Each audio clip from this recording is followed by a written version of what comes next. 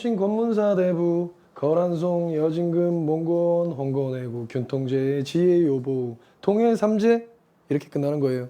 오케이? 그래서 이게 고려의 한 50%다 이렇게 생각하면 돼. 오케이? 여기 부분이 이렇게 해서 조선까지 쭉 이어지는 거야. 그러니까 2세기부터 시작해서 조선까지 쭉 노래 한 2번 나오면 끝나는 거다. 이게 고려에서는 일단 이 집권 세력이 제일 중요한 거야. 오케이? 그래서 호족, 문벌, 무신, 권문, 사대부 이렇게 가는데 호족은 알 수가 있어요. 왜? 일단 왕건이 호족이지. 왕건이 호족 출신이고 아까 전에 무슨 정책을 폈다 그랬어요? 친신라 정책을 폈다 그랬잖아. 그러면서 이 호족들을 포섭을 했겠지. 그래서 처음에는 호족 시대가 되는 거고 호족들이 문벌을 이룬다고 가문, 자기네 가문을 이루는데 요거는 뭐 음서제나 아니면 과거를 통해서 그래서 이건 문벌 귀족이라고 불리는 거고 이 문벌 귀족의 대표적인 사람이 누구냐? 이자겸이야. 이자겸 말고는 이제 김부식 같은 사람이 있고요. 그 이자겸, 김부식 있고 그 다음에 나중에 묘청 이건 문벌 귀족은 아닌데 얘는 신진 관료야. 그럼 이자겸과 묘청이 이렇게 싸우는 게 바로 문벌 귀족 시절이다. 이렇게 생각하시면 되겠고 자, 뭘 가지고 둘이 싸우냐?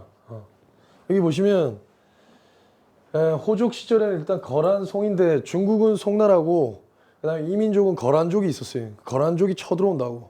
그래서 3차 침입까지가 있어요. 1차, 2차, 3차. 오케이? 3차 침입을 막아내는 과정이 또 이때 나오는 거고 이때 중국의 나라는 송나라고 그리고 거란족이 나중에 커서 요나라가 돼. 이렇게 되고 그 다음에 문벌귀족 때는 이제 여진족이 처음에 여진족이다가 나중에 여진족이 금나라가 되거든. 오케이? 그래서 이 여진족 때는 자주 우리나라에 출몰하면서 우리나라 노략질하고 이렇게 하다 보니까 이때가 이제 왕들이 숙종, 예종, 인종 때인데 이 숙종 때 윤관의 건의로 별무반을 창설해. 이런 모습이 나오고 별무반을 창설하고 예종 때 여진족을 부순다고. 그래서 예종 때 뭐가 나오냐? 동북 구성을 쌓는 모습이 나오고 나중에 다 배우실 거예요. 별무반에서 동북 구성을 쌓아. 그 다음에 인종 때 보면 인종 때는 여기 두 개 인종 때가 이제 금나라가 된 거야. 이 여진족이 처음에는 약한 나라였지만 부족을 규합하면서 강한 나라가 됐거든. 오케이? 그래서 이 강한 나라가 된 다음에 이 인종 때 바로 이 이자겸이라는 사람이 예종한테도 딸을 주고 인종한테도 딸을 준 사람이야. 그러면서 가문을 이룬 사람인데 이 이자겸 때 이 금나라가 4대 관계를 맺어라 이렇게 얘기하니까 이 이자겸은 그래 4대 관계를 맺어야 한다. 금나라를 받아들여야 한다. 이렇게 얘기한 게 이자겸이고 반대로 묘청 같은 사람은 뭐냐면 묘청에 난 서경 천도운동 어디선가 들어본 적이 있을 거야. 묘청은 아니다. 금나라를 쳐야 된다. 이렇게 주장한 사람이라고. 그래서 이 문벌귀족 때 여러분들이 배우게 되는 게 이자겸의 난이랑 묘청의 난인데 각각은 뭐 특색이 있지만 일단 기본적인 세팅은 그렇게 가는 거야. 이자겸은 금나라와 4대 관계를 맺고자 했고 반면에 묘청은 금나라를 토벌하고자 했고 오케이? 이런 모습을 볼 수가 있고요. 이렇게 하다가 결국에 이자겸이 난을 일으켜서 결국에 몰락해. 문벌귀족을 대표하는 이자겸이 몰락하니까 이제 김부식 같은 사람들이 문벌귀족 체제를 더 강화하려고 노력한다고. 그러면서 상대적으로 차별을 받은 사람이 무신이다. 오케이? 그래서 무신들은 차별을 받았단 말이야. 그래서 무신들이 차별을 받다 보니까 참다 못 견디고 일어난 게 바로 여기 구분 기준이 되는 바로 무신정변이에요. 무신정변을 일으켜서 쉽게 얘기하면 문신들의 모자를 관을 쓴 애들은 싹 다 죽여라 이렇게 한단 말이야. 그렇게 하면서 이제 무신의 시대가 펼쳐진다고. 그래서 이 무신의 시대 중에 이제 몽고가 쳐들어와. 오케이? 무신의 시대 중에. 그래서 몽고의 여러 침략 과정들이 이제 나온다. 그래서 그것도 배우실 거고. 그러는 과정에서 결국에 무신이 막다 몽고를 못 막아요. 몽고는 원나라가 되고 못 막아서 결국에 다시 요 사이에는 이제 개경 환도라는 게 강화도로 천도하는 모습이 나와. 강화도 천도. 못 막으니까 수도를 개경해서 강화도로 천도한다고. 그랬다가 결국에 계속해서 못 막으니까 결국에 개경으로 다시 돌아와. 그걸 개경환도라고 하고 개경환도가 되면서 이제 권문세족의 시대고 이 권문세족은 한마디로 얘기해서 이 원나라랑 친원파다. 원나라에 사대하는 친하게 지내는 그런 애들이다. 결국에 권문세족 중국 원나라가 되는 거고 우리나라는 어떻게 되냐면 원나라의 부마국이 된다. 제후국이 된다. 원나라가 황제라면 우리는 그냥 왕인 속국이라고 할 수는 없고 식민지라고 하기보다는 원나라한테 이제 지배를 받는 건데 근데 그거를 부마국 또는 제후국 그런 지위를 얻게 돼. 오케이? 그런 과정에서 권문세족들은 원나라와의 그런 관계를 이용해서 자기네들의 배를 불리는 데만 급급하다 보니까 그거에 대해서 못마땅하게 생각했던 사대부, 신진사대부가 생겨나는 거고 이 신진사대부가 집권한 건 아니에요. 권문세족이 집권하고 있는 사이에서 이 신진사대부랑 나중에 신흥무인 세력이랑 합쳐지면서 신흥무인이 이성계야. 그래서 나중에 조선이 건국된다. 오케이? 이게 고려의 과정이야. 아시겠어요? 고려의 큰 그림으로 잡으면 이렇게 되는 거. 처음에 호족이다가 호족들이 음서와 과거를 통해서 아니면 또 신라시대 때 잘 나갔던 사람들이 음서와 과거를 통해서 문벌 귀족을 이루고 그런 대표적인 사람이 바로 이자겸이고 이자겸은 금을 사대하고자 했고 반면에 신진 관료인 묘총 같은 사람은 금을 오히려 치자고 했고 그런 과정에서 이자겸의 난이랑 묘총의 난이 일어났고 이자겸의 난으로 이자겸이 몰락하면서 문벌 귀족을 대표하는 이자겸이 몰락하다 보니까 반대로 김부식은 더 문벌 귀족 체제를 강화하려고 노력했고 그러다 보니까 무신들은 상대적으로 탄압을 받았고 그래서 참다 못해서 무신 정변이 일어났고 그래서 무신 정변 중에 몽고가 쳐들어왔고 몽고가 쳐들어온 거 막다가 결국에 못 막아가지고 강화도 천도했다가 다시 개경으로 돌아오면서 항복하고 다시 정권은 정부에 이양된 거고 그러면서 그때 집권했던 세력은 권문세족이고 이 권문세족들이 원나라에 빌붙으면서 제대로 정치를 못 피다 보니까 그거에 대해서 반대했던 그걸 잘못했다고 생각했던 사람들이 신진사대부고 정도전, 정몽주 이런 사람들이고 이런 사람들이 나중에 신흥무인 세력과 결탁해가지고 조선을 건국한다. 오케이? 이게 고려의 과정이다. 이렇게 생각하시면 되겠고 그다음에 여기도 잠깐 이거 연결지어서 언급을 해드렸지만 자 요거는 이제 대외관계인데 대외관계는 다른 쪽에 나와 있어요 원래. 근데 이건 여기에 나와 있는 거야. 요거랑 같이 연결지어서 보시면 돼. 그래서 거란, 여진, 몽고 이렇게 있잖아. 일단은 결론으로 얘기하면 거란 나중에 요나라보다 여진 금나라가 더 세고 여진 금나라보다 몽고가 더 세다 이렇게 생각하면 돼. 결국엔 몽고가 원이 되는 거고. 오케이? 그래서 요거에 대한 모습은 내가 옛날에 무협지에서 본 얘기를 해줄 거야. 그 얘기를 잘 들어보시고 이해를 돕기 위해서 예를 드는 거니까 얘는 이해를 돕기 위해서 드는 거지. 그래서 일단은 이렇다고 생각하시면 되겠고 보면 그 무협지에 어떻게 나오냐면 무협지에 교봉이라는 사람이 나와요. 교봉. 이 교봉이 어떤 사람으로 나오냐면 내가 되게 존경했던 사람이야. 내가 전에도 여러분들한테 얘기했지만 자신감 되게 없는 여기 앞에 자리에서 쓸 수 없는 그런 사람이라고 그랬잖아. 덜덜덜 떨고 이런 사람이었다고. 근데 내가 이 자리에 설 수 있는 게 또 교봉의 역할이 있어. 장애인이었던 우리 아버지도 있는데 교봉이라는 사람 되게 멋있는 사람으로 묘사됐단 말이에요. 그 무협지에서 이 교봉이 관련된 얘기가 이 대외관계랑 관련이 있어요. 이건 중국의 역사서인데 역사서보다는 뭐 무협지인데 근데 이 교봉이라는 사람이 되게 무예가 출중한 사람이야. 그러니까 그 송나라에서 여기 지금 송나라가 나오잖아. 이 송나라에서 제일 잘 나가는 무예 하나를 꼽자면 얘야. 북교봉 남모용이라고 해서 그런 사람이었어. 그런데 출신의 비밀을 알게 되는 거야. 이 등에 있잖아. 등짝에 이리의 문신이 있었거든. 자기는 이리의 문신이 왜 있는지 몰랐어요. 엄청 기골이 장대하고 엄청 키도 크고 이런 애야. 무예도 되게 뛰어나고. 그래서 뭐 되게 존경하고 이랬는데 얘가 어느 날 출신의 비밀을 알게 됐는데 그 출신의 비밀이 뭐냐면 사실은 얘가 거란족이라는 거야. 이 당시 때 송나라는 어떻게 하고 있었냐면 거란족 애들이 맨날 쳐들어오고 이러니까 거란족을 막을 때 이 무예 협사들이 가서 막고 이랬단 말이야. 물론 교봉도 가서 거란족을 잡고 이랬단 말이지. 근데 그 잡는 거기에 석벽에 어떤 사람이 뭐라고 막 한자로 막 써 있었어요. 무공에 뛰어난 사람이. 그게 이제 나중에 밝혀진 게 교봉의 아버지야. 그래서 자기 아버지를 찾아서 가는 거야. 자기는 송나라라고 생각하면서 이 거란족은 저 거란족 개새끼 맨날 이렇게 얘기했던 사람인데 자기가 사실은 거란족이었던 거지. 그래서 자기 뿌리를 찾아가는 거야. 얘가. 그러면서 이름을 소봉으로 바꾼다고. 실제로 거란족에는 소씨가 있어요. 나중에 보면 알겠지만 소배압 이런 사람들이 있다고. 그래서 자기 이름을 소봉으로 바꾸고 이렇게 가는 과정이 있어. 그러다가 얘가 백두산 쪽에 가서 무예가 뛰어나니까 그 사랑하는 여자의 동생이 있었어. 그래서 얘를 살리려고 호랑이를 막 때려잡아. 무예가 뛰어나니까 호랑이를 막 때려잡는 모습을 옆에 누군가가 보고 있는 거야. 사냥꾼이. 그 사냥꾼이 여진족 사람이었어. 그래서 와 되게 대단하다고 우리랑 같이 살자고 이래. 그래서 일단 기거할 곳이 없어서 그 장백산 이쪽에 살았단 말이에요. 그래서 같이 살아요. 같이 사는 과정에서 갑자기 어떤 군대가 뭐 뭐 군대가 이렇게 쳐들어온단 말이야. 이 여진족 쪽을. 되게 많은 군대가. 쉽게 얘기하면 얘네는 10명인데 100명이 딱 쳐들어와. 쳐들어오니까 그러면 보통 10명이면 100명을 상대할 생각 안 하잖아. 그냥 무조건 항복할 거 아니야. 근데 갑자기 이 여진족 애들이 뭐 딱히 기술도 없으면서 싸우고자 한다고. 그때 나왔던 그 여진족의 부족장이 누구냐면 나중에 이 금나라를 통합하는 사람이야. 그게 역사와 관련이 돼 있거든. 그런 사람이었어. 근데 이렇게 싸우는 과정에서 이 교봉이 있으니까 이 교봉은 무예를 잘하잖아. 그러니까 쫙 날아가가지고 뭐 무협 영화를 본지 모르겠지만 쫙 화살을 뚫고 있잖아. 쫙 날아가서 그 중에 제일 잘 나가는 사람 딱 잡아가지고 온다고. 그게 거란의 황제였어. 나중에 알고 봤더니 자기는 거란의 황제다 이렇게 된 거야. 그래서 여차여차해서 나도 사실 거란 사람이다 하니까 나중에 그러면 여기 사람들을 그냥 잘 냅두고 자기를 그냥 데리고 가라 해서 자기가 거란 쪽으로 가는 그런 얘기가 나온다고. 오케이? 그래서 거기까지 딱 봤을 때 내가 뭘 얘기하냐면 일단 송나라 때 거란족이 같이 있었다는 게 거기에 나오지. 이해돼? 그래서 거란족이 그때 송나라를 압박하고 있었단 말이야. 그런데 아까 여진족 10명인데 100명을 상대할 정도로 그렇게 셌다 그랬잖아.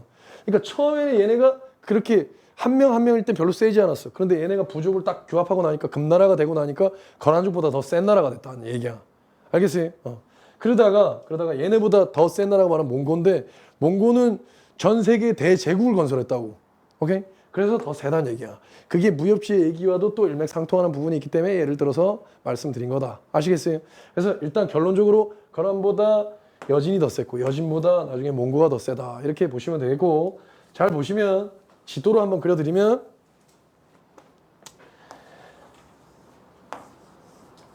만약에 우리나라 지도 못 그리시면 대충 그리면 돼. 그래서 만약에 거란이 이쪽이다 이렇게 하면 여진은 이쪽이다 이렇게 생각하면 돼. 그리고 여기는 이제 송나라가 있었을 거 아니야, 그지? 거란이 아까 송나라 압박한다 그랬지, 그렇지? 송나라 압박한단 말이야. 그래 압박을 하는데 송나라가 멸망하진 않아 일단. 압박을 하는 과정에서 그리라고. 내가 있잖아, 내가 분필을 들면 다 따라 그린다고 생각하면 돼. 따라 쓰고. 그걸 해야지. 필기를 안 하고 공부 잘하는 방법 없다 얘기했지. 오늘 처음 온 사람들 마찬가지야. 다 펜을 들고 있으라고 지금. 펜을 들고 그렇게 하라고. 강압적? 그래 강압적이야. 이렇게 해야 돼. 이렇게 안 하면 있잖아, 국사를 잘할 생각하면 안 돼. 그만 명심하면 돼. 자, 그래서 보시면 거란이 송나라를 압박하는 과정에서 송나라는 그대로 계속 건재하고 있었어요. 어찌됐든 간에. 나중에 여기 안에 뭐 얽혀진 얘기겠지만 그건 세계사기 때문에. 그런데 여진족이 있잖아. 나중에 금나라가 된 다음에 어떻게 되냐면 거란족을 쳐서 거란을 까부순다고. 그 다음에 송나라를 쳐서 송나라를 까부수고 송나라가 나중에 밑으로 내려가서 남송이 된다고. 오케이? 그러면 여진이 거란보다 더 센 거 알 수 있겠지 여기서. 아시겠어요? 그 다음에 자 몽고가 나왔을 때 몽고는 어떻게 하냐면 몽고는 여진족 송나라 싹 다 까부순다고. 그래서 여기에다가 원나라를 만드는 거야. 그럼 어떻게 몽고가 훨씬 세지. 이해돼? 그렇게 더 세다는 얘기야. 각각의 한 명이 더 센지가 중요한 게 아니고 일단 그렇게. 그래서 거란, 여진, 몽고 이런 순서가 돼 있다 이렇게 보시면 되겠고 요 과정. 처음에 거란은 송나라랑 있을 때 요거는 대외 관계할 때 다시 한번 설명할 줄 텐데 여기에 고려가 있었잖아. 맞지?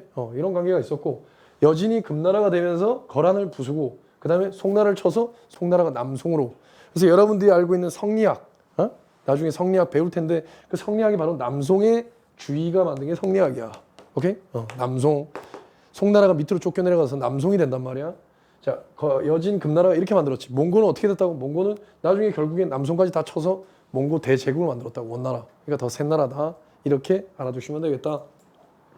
여기서 이제 우리나라의 관계를 보는 거고 마지막에 홍건족이랑 왜구는 이때 그냥 노략질하러 쳐들어왔다 이렇게 생각하시면 되고 자, 이 홍건족을 좀 봐두셔야 되는데 홍건족은 뭐냐면 중국의 정통 한족이다 이렇게 생각하시면 돼.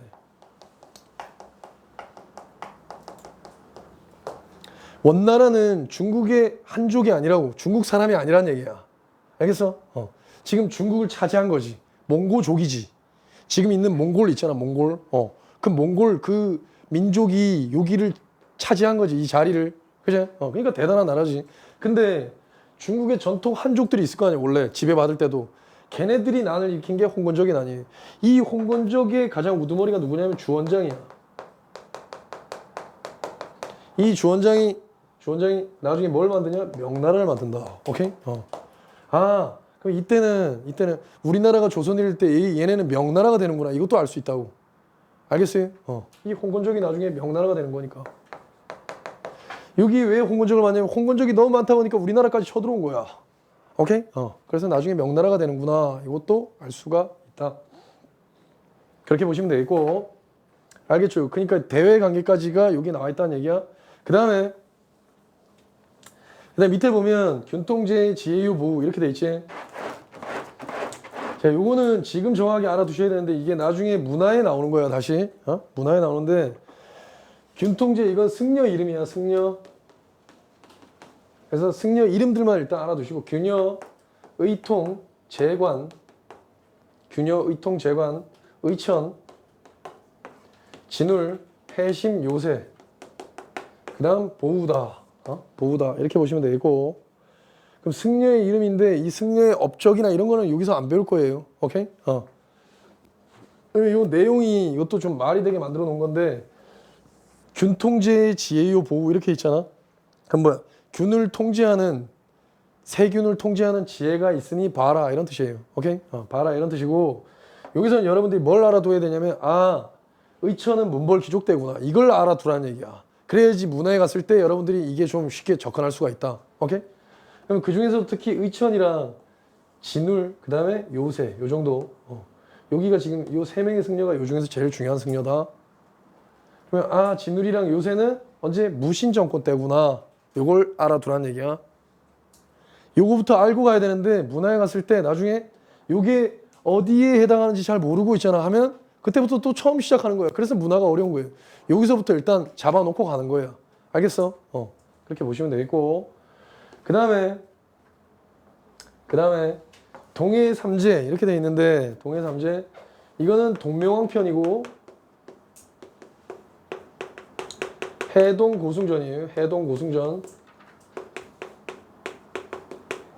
그 다음 삼국 유사랑 제왕홍기 동해 뭐 삼재가 들었다 뭐 이런 얘기인데 삼국 유사랑 제왕홍기 동명왕편 해동 고승전 삼국 유사 제왕홍기인데 자 요것도 요 시대를 정확하게 알아두라는 얘기야. 여기 시대를 오케이?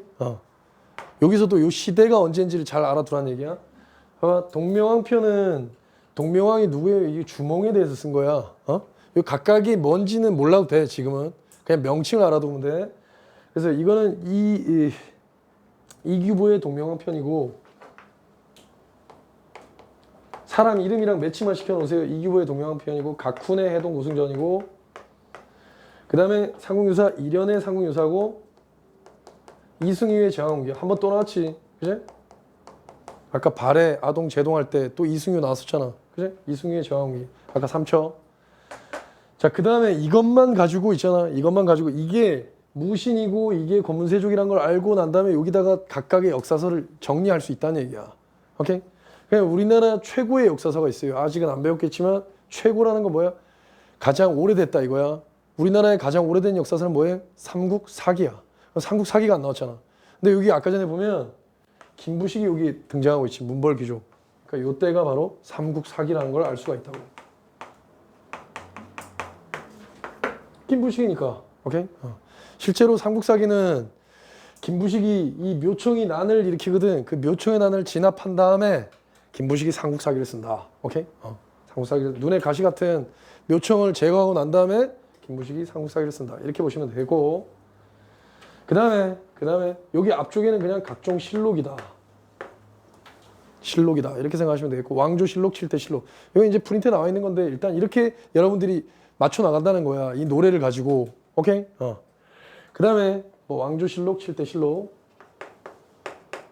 그러면 이 왕조실록이랑 칠대실록은 지금 존재하지 않는다는 얘기야. 오케이? 존재하지 않으니까 이게 최고의 역사서가 되는 거야. 알겠어요?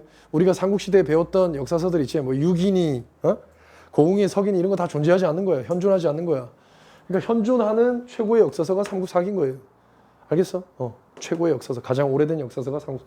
저런 것도 다 존재하지 않는다는 얘기고. 그 다음에 여기 사대부 때 아까 정도전, 정몽주 이렇게 얘기했잖아. 정도전, 정몽주의 스승이 이색이고 나중에 보시면 알겠지만 이색의 스승이 이재현이야.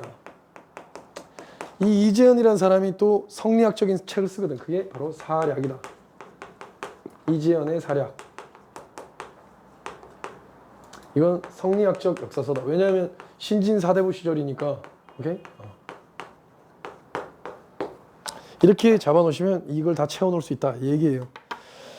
그렇다면 위쪽은 정치 쪽이고 위에 두 줄은 밑에 두 줄은 문화 쪽이란 얘기야. 문화 쪽. 오케이? 그래서 이게 50%란 얘기야.